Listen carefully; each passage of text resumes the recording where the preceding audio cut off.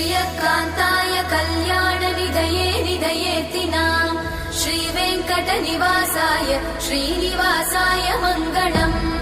लक्ष्मी सविभ्रमालोकसुभ्रूविभ्रमचक्षुषे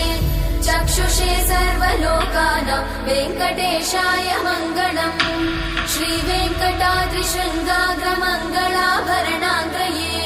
मङ्गलानां निवासाय श्रीनिवासाय मङ्गलम् सर्वावयव सौन्दर्य सम्पदा सर्वचेतसां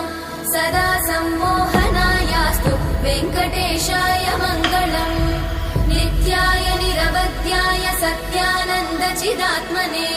सर्वान्तरात्मने श्रीमद् वेङ्कटेशाय मङ्गलम् स्वतः सर्वविदे सर्वशक्तये सर्वशेषिने सुलभाय सुशीलाय वेङ्कटेशाय मङ्गलम्।